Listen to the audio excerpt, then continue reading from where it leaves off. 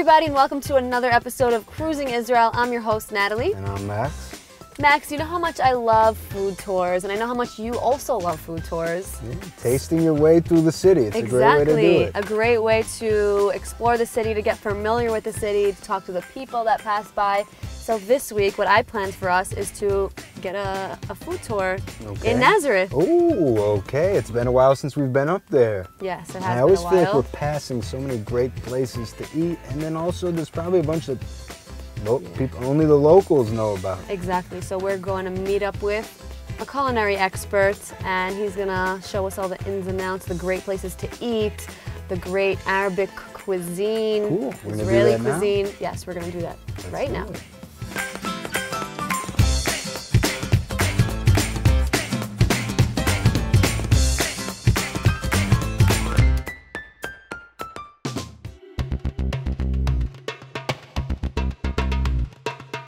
Although the city of Nazareth is known for being one of the holiest sites worldwide for Christians, its colorful food scene can't be missed. The locals have roots and recipes that date back centuries, and today we're going to explore this legacy with a culinary expert. Nazareth is rapidly becoming the up-and-coming home to tasty Arab cuisine. By combining traditional home cooking to the modern twists, people from all over are making their way to check out this cultural and culinary destination.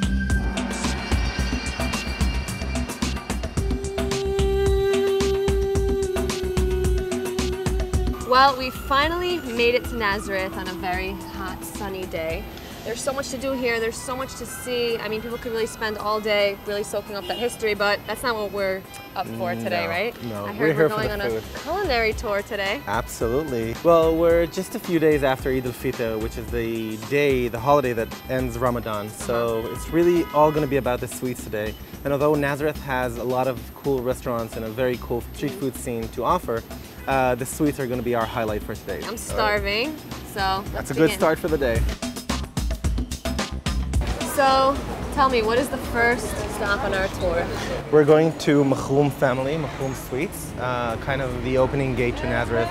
They've been making sweets since 1890.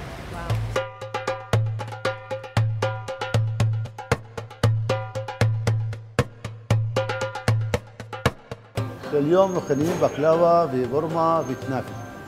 مخلين كنافة زي على المطور. The bakery opened its doors in 1976, but the family recipes they serve go back way longer. زي بشرة 1940 زي بجفيش هزي زي دوتشلي زي شو مخير سوري هريسة زي دوتشلي. At first, the shop catered primarily to the locals of the city, but today their sweets have reached a legendary reputation, and their family name is known not only among the residents, but known to the tourists as well. I've been coming here ever since I was a little kid. The sweets have not changed. They're still the best in town, so. Which should we try first? They both look So let's good. start with the knafe because that's the warm one. You said you have to eat this fresh. Yes, you have to eat this fresh. It's made out of 3 very basic ingredients. One of them is the jibin, right, which is the cheese. Above it is kadaif, which is angel hair, and above everything you put pistachios usually. Wow, it's so good. This is going to be a good bite. I love this. It's good. So amazing. According to Avichai, you shouldn't eat this stuff from just anywhere, but you should know exactly what to look for before you buy. It's always good to get it in a place that you can see that they're making it, because many times you know they can bring it from a factory far away, or it just And it can be sitting out there for a while and it won't taste the same. Yeah, absolutely. You want to see when they pour the syrup on top. Also, if it's too orange and it's not very expensive, you kind of want to stay away from it. Yeah, I had a knafe in Tel Aviv the other day and it was nothing like this. I couldn't even finish it. I'm not saying that Tel Aviv doesn't know how to make them, but I probably landed on a... And also, they use carrot extract or things that make it seem like you're using saffron, which obviously most places are not.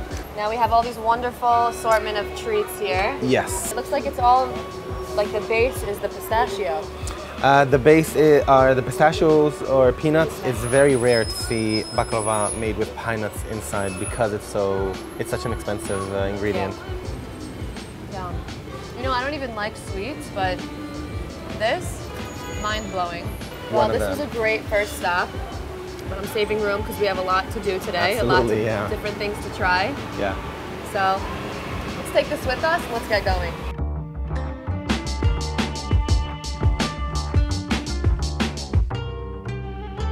Where are we going to next? So the next place we're going to is called Diwan Al Saraya, with Abu Ashraf, the owner, making another sweet, more festive than what we had so far, called Katayef.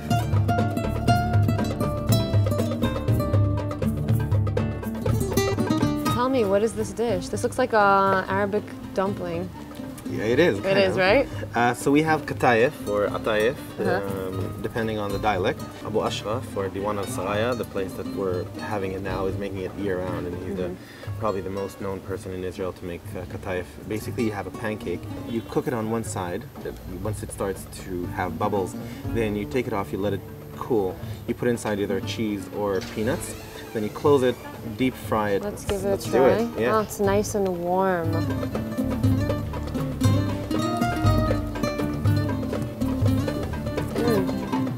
Get that filling.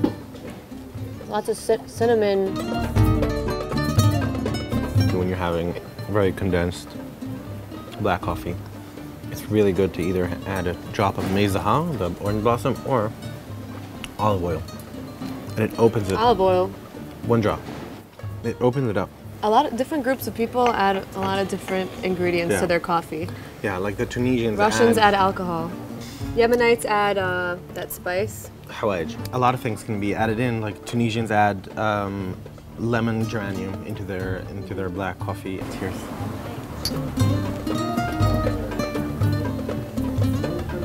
To the strongest coffee I've ever had. This is it? But it's good. It's good. So where are we headed to now? So we're going to El Baboul, my favorite spice shop in Israel, and one of the largest ones. There's Tony, the owner. Hello. Hi, Tony. Great to see you. Hi, nice to meet you. Thank you. El Babour Spice Shop, which has been selling quality spices for over a century, gives visitors a chance to bring the flavors and aromas of Nazareth into your own home. Ah, I love that Watch your smell. The smell is amazing. Wow, that's a lot of spices. Smells like the Galilee. Yeah. This is the place to come to if you're looking for that very specific spice. Yes. That you can't find anywhere else. Inspiration to cook. Why? Why? So this is one of the more popular and known spice shops here in Nazareth, right? Yes. And it's not just for the Nazareth locals, but people from all over the world, when they come to visit the city, this is their first stop, right? Yes. The Galilee Mel El Babour, it's before 120 years ago, it was serving the people in Nazareth. The Spice Shop is situated in a historic 250-year-old building and is home to one of the oldest spice mills brought here by Tony's grandfather. My grandfather started this business, and after that my father, today me and my brother Jarjour, and the fourth generation started to come and to help us in this place. Tell me some of the more unique spices. Really, we have a lot of variety of spices. And it belongs to our rich kitchen in Nazareth and Galilee. In Nazareth, you can find the best za'atar, because Galilee, this is the area of the za'atar. It's grown in the mountain. Another thing that I want to show you, the sumac. It's local spice and my mom's spice. Spice? Yes, it's very amazing spice. You can see. You know what? I was here before, and I think you gave me your mom's spice the last time. Today, like the za'atar, sumac and za'atar, you can find everywhere za'atar and sumac, but real sumac and real za'atar, I don't think you can find. Sumac, we use it instead lemon.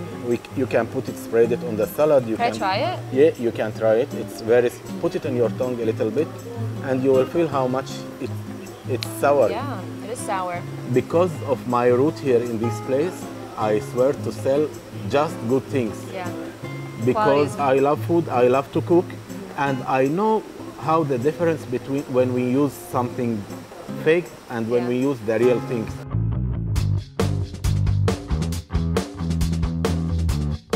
So I know we said we're all about sweets today, but we have to visit Tishrin, which is kind of a mixture between traditional Arabic cuisine and some newer kind of dishes.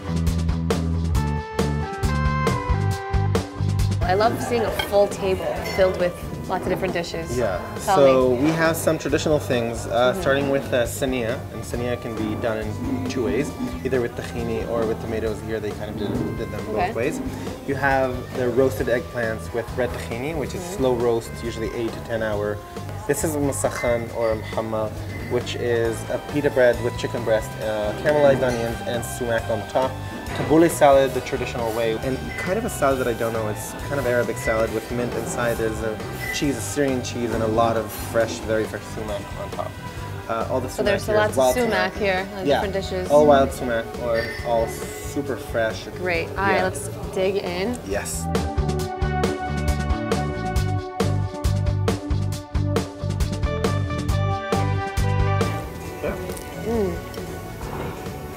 Wow, this is really good. The chicken is like tender and soft.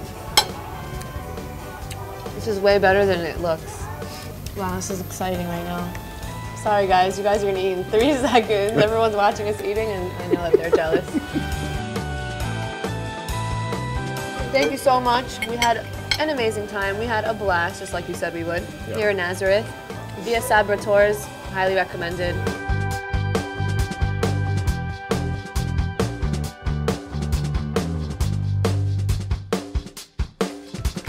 How amazing was the food there? Delicious. So many different things. I love the Sweets, sweets. savory food, traditional dishes. I would go back there just to eat that kadaif.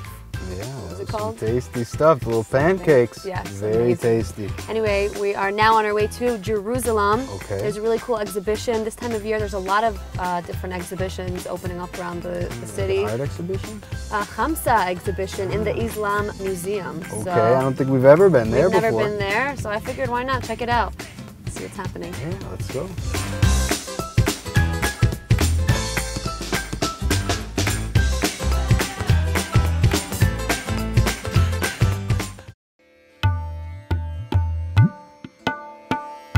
If you come to Israel, chances are you'll come across one of the most famous and widespread symbols in the Middle East, the Khamsa.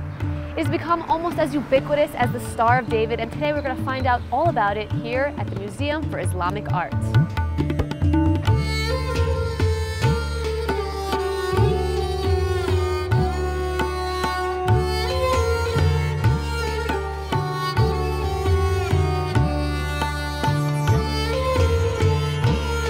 Welcome to the Islamic Art Museum, the biggest and the unique museum in Israel. The famous arch. Actually, it is the mihrab. Mihrab, it's the holiest place in the mosques. In each mosque you can find it. The Museum for Islamic Art is the only one you'll find in Israel and showcases artifacts that represent Islamic art throughout the ages. الله لا إله إلا هو الحي الوحيد تأخذه سنة لا يوم له ما في السماء وما في الأرض. And what does that mean? God, holiest God, in the heaven and in the earth. Mihrabs vary in size and color, but are usually shaped like a doorway and decorated with tiles and calligraphy. They put it there in the mosque for 2 reasons. One reason to sign the direction of the prayer toward Mecca. The other sign is to put the weapons. The museum has earned the reputation of being the home of one of the most important collections of Islamic art in the world. With a collection of ancient pages from the Quran, pottery, jewelry, ornaments, and rugs. They intended to open a museum to try to bridge the gaps between Muslims and Jewish in this area. And they succeeded to own a huge collection of Islamic art. The museum's current exhibition showcases one of the most widespread motifs and artifacts in popular culture, the Khamsa. This is the world famous Khamsa. If you're in Israel, everyone knows about it. I mean, I know that my family, whenever they come here, no one leaves without buying at least 5 of them, right? It's used for jewelry, it's used for wall hangings, wall art. How many Khamsot could we see around the exhibition today? Exactly 555 Khamsot. Wow. You can find here. And does that number hold any type of significance? It's to protect against the evil eye. For example, we took from the Muslim quarter in Jerusalem, and you can see the name Allah and the 99 names of Allah. which means actually to protect the believer. And other khamsas against the evil eye, you know, they believe. And the evil eye, what it is, it's the envy. If people envy or jealous at you, so you have a khamsa with this eye and protect you, no one will harm you. This symbol really became a Middle Eastern symbol. It's not specific to any religion. Yes, and also it's very popular in Israel. Around the room, you'll find many works by artists and designers from various fields, presenting their own rendition of the Khamsa. Well, this is my work displayed here at the Khamsa exhibition. It is actually my hand print that was made with holes on silver leaves. Because the idea was that I don't want to be defensive, I want to protect, to hold. So what's really interesting about this is the Khamsa is based on the same shape, you know, a palm and 5 fingers, but each one is so unique and looks so different here around the exhibition. This one is more realistic. It looks like, you know, the outline of the hand. Some artists took the Khamsa and used it as a way to bring people closer together. Today, we've got a very angry, dislocated world that wants to compartmentalize everybody and classify them. And this is actually the opposite of that. This is saying each of us has our own unique individual hand, but we're all part of a collective. So here you can see high five, and you can send 113 khamsas back home. Okay, so I like this one. Click on that. Send You it like over. Merit? It's so interesting that you can make so many different designs with one symbol. So I'm going to send it to someone special. What's your name? Or your friends? Maxie! Let's write down your email, Max. Max, what's your email? You got it, Max? Yeah. Let's check your phone. All right, Khamsa, look at that. Thanks, Natalie. Many people, they consider the Islam /terrorism, but we are really showing maybe the fine or the beautiful face of the Islam all over the history. You know, Max, there are so many groups that are coming into Israel that want to volunteer, that want to give back. It's truly a mitzvah. It is a mitzvah. Going on your vacation across the whole world Yeah. to volunteer. And there are a lot of organizations, a lot of volunteer groups that, you know, need people that want to spread awareness about volunteering and things that are done here. So we're on our way to Pantry Packers. Okay, what is that? Is it exactly what it sounds like? It's exactly what it Helping sounds people like. Pack the pantry? Exactly, packing different kind of food and ingredients for people Sounds that nice. are in need for it. So let's do it. Why don't we head there now? Cool.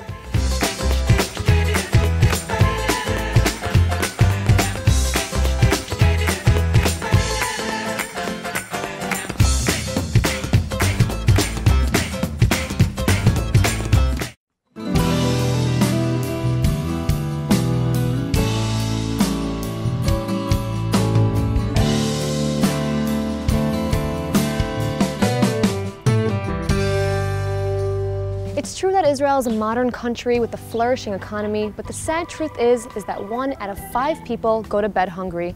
And one organization has made it their mission to help feed Israel's needy, and we're here to check it out. There are thousands of Israelis that live below the poverty line with not enough money to feed their families, and some are even forced to go without food. But with the help of Pantry Packers, these families can expect a package at their door every month with all the necessary foods and household supplies.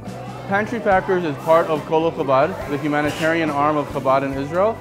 And 5 years ago, I started this volunteer center, Pantry Packers, as part of Kol Chabad, where we do our own line of dry goods.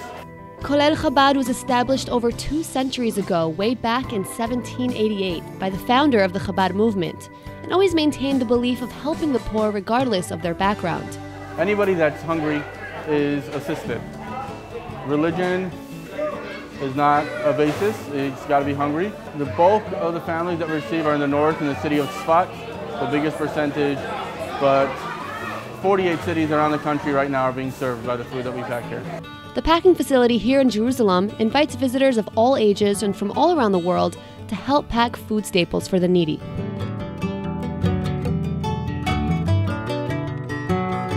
We actually did this for two purposes. Obviously, the first reason to help, and then the second reason was more to teach the children that we could have a good time also, but it's also very important to give back to the community.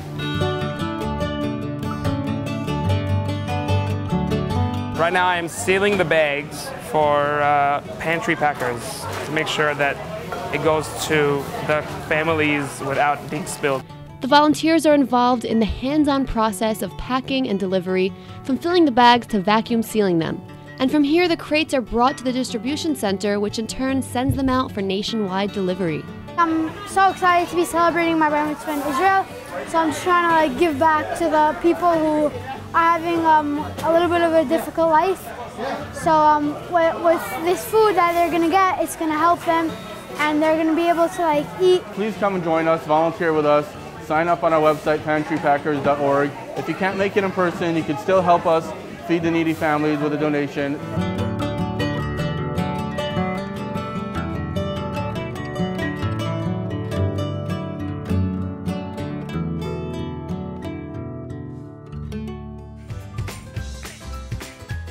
Folks, thanks so much for joining us for another episode of Cruising Israel. We loved having you watching with us. Don't forget to catch us next time as we cruise the country and show you the best Israel has to offer. Bye.